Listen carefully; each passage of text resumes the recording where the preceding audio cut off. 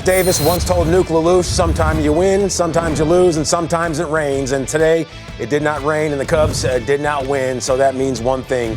They did not come out on the winning end of this one. Cincinnati, they were a tough pill to swallow today. Kyle Tucker, the last bullet in the chamber, and the Cubs not able to fire one off. You see, 6-4, the final tally. That evens the series at 1 game apiece. And tomorrow, it'll be the rubber game in Cincinnati. OHIO. The Cubs, they're looking to close things out and win their 12th season series. Will they be able to do so?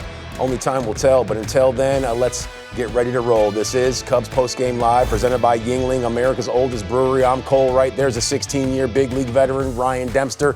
And Dempy, Colin Ray, he went out there today and he never seemed to get from behind that 8 ball. Going down 2-0 in the first inning, that was the death of him. Yeah, it was an interesting outing because he did have some good stuff, right? He had 8 Ks, but there was some mistakes early on. Obviously, the home run to Ellie De La Cruz where he grooves the fastball down the middle, 94 miles an hour, 4-seamer, and he gets tattooed. So we look at his outing, right? Like, you start out, you want to be aggressive, you want to attack. That's what he's been doing all season long to put himself in this position. So what does he do? Throws a fastball, but it splits the plate. He's trying to go away with it, kind of pulls it a little bit. Ellie De La Cruz, home run. So, okay, I'm going to go change up next time up. Ends up leaving that pitch up in the zone where he's able to drop the barrel of the bat, drives in 2 more, and now you get down early. And after that, he seemed to just kind of make some adjustments. Went to more a slider, the sweeper action. They were very aggressive. It was just one of those outings where it just kind of got away from him early, and then they tacked on a couple runs late. But he did make some nice adjustments in those middle innings, innings basically 2 through 4, and then they were at a couple more. But, hey, that's how it goes sometimes. It can't be perfect every time out, and I know it's frustrating. He's not going to be happy with his performance. He missed some mistakes in the middle of the plate, and he paid for them. But at the end of the day, you got to like the aggressiveness. You got to like the stuff. 8 strikeouts is nice, but it wasn't good enough to get it done, and you just got to go back to the drawing board and be a little bit better next time out. And for their rotation, that's back-to-back starts now that the starters struggled a little bit. You're going to need a little bit better tomorrow out of Ben Brown. Yeah, you're going to have those patches as the season goes on. 8 punch-outs for Colin Ray this afternoon. 25 batters faced.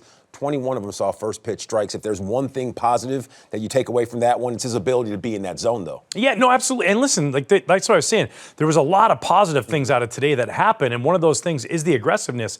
And we always talk about good strike versus bad strike. Well, throwing in strikes is great. Throwing balls in the strike zone early on and being aggressive is great.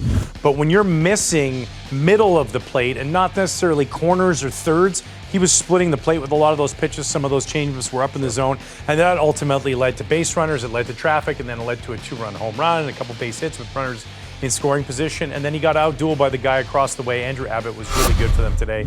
Solid out there with just the 1 run allowed. Absolutely. We saw Ellie De La Cruz put those fingerprints on the ball game all day long. Drove in the first 2 runs of the game, drove in the 4th and the 5th, and then scored the 6th run of the game. And we also saw him attempted steal thrown out a little later in the contest, but early on he did get a swipe, and that led to Miguel Amaya leaving the ball game. The Obliques right now, they're running rampant in the Cubs clubhouse, but that's the kind of guy that Ellie De La Cruz is. He makes everyone tick up, speed up just a little bit, somewhat like what we see with PCA. I was going to say, he's the Reds version of Pete Armstrong. He's the ability to change things. He's got the pop in the bat. He does 9th home run today.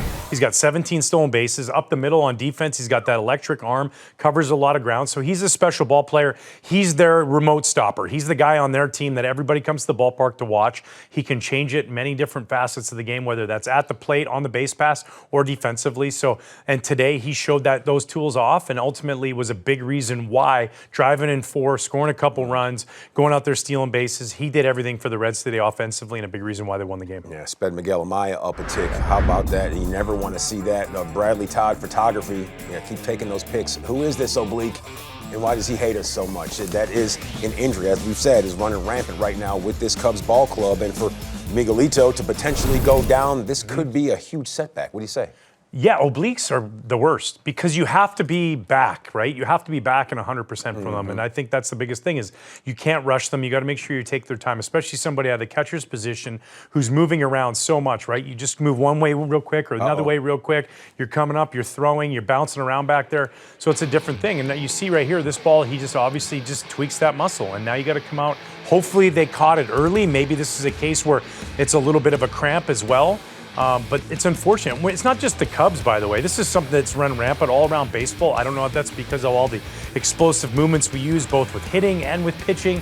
But we saw it with Ian Happ earlier on in the season, and now with Amaya. And, this is obviously, if this is anything serious, I'm sure there's going to be a call down to Iowa. Hey, Mr. Ballesteros, can you get your way back up here because we're going to need you? But, it's just unfortunate. It's the nature of the beast. Next man up. You can't worry about it. It is what it is, and you just got to move forward. Hopefully it's something that avoids an IL stint, and he just a couple days. Yeah, we saw Miguel Amaya. He tried to maybe make one throw, couldn't even follow through with that one. So Miguelito, get well soon. Keep it right here on Cubs Live and Cubs Postgame Live for the very latest